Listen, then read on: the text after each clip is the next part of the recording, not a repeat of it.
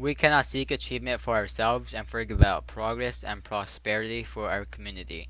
Our ambitions must be broad enough to include the aspirations and needs for others, for their sakes and for our own.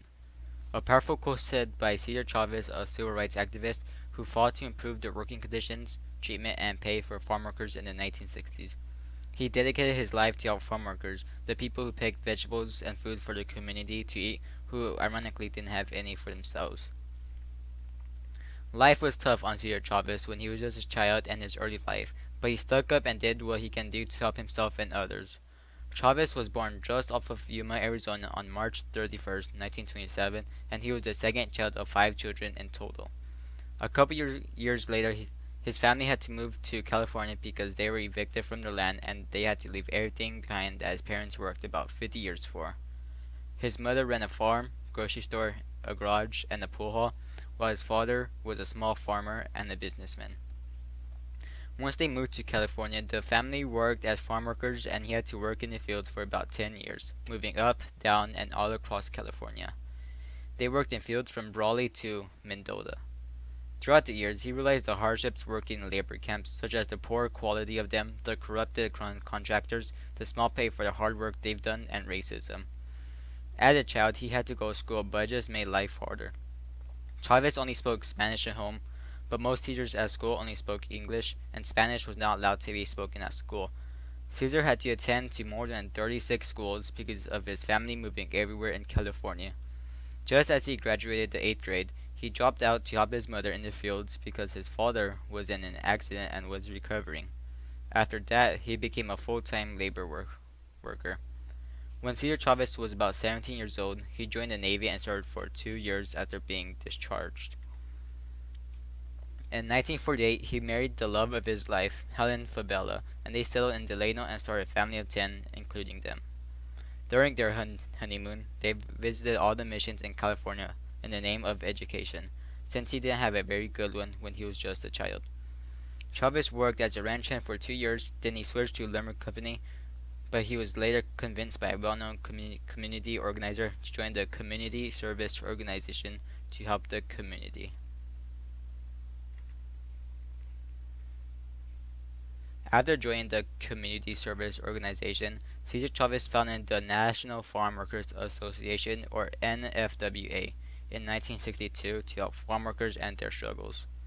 With the help of another organization, Agricultural Workers Organizing Committee, the two groups began strikes and protests against grape growers in 1965.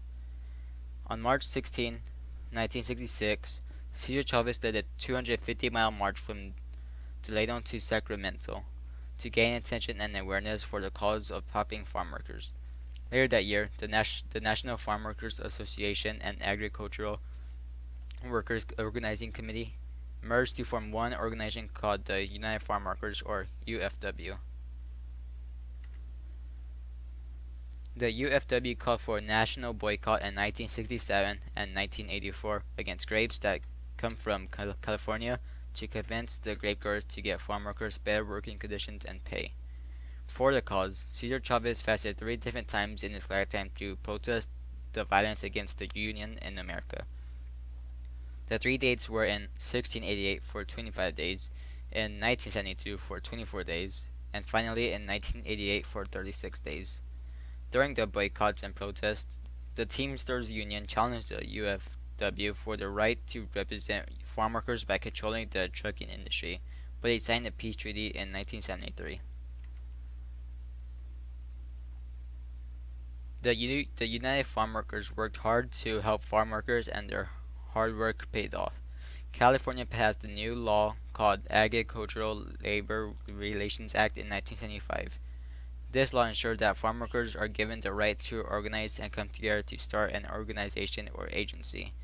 Also, because of the actions of the UFW, they gained national attention and support for their cause. The organization made 28 of the largest grape growers in California, as well with 150 more sign a contract that they promised to make the working conditions of the farm workers a lot better. So overall, the United Farm Workers helped raise salaries and improve working conditions for farm workers in the states of California, Arizona, Texas, and Florida. But as always, humans and people can't live forever no matter how great they are. Cesar Chavez died at the age of 66 on April 23rd, 1993 in San Luis, Arizona, a town next to Yuma where he was born.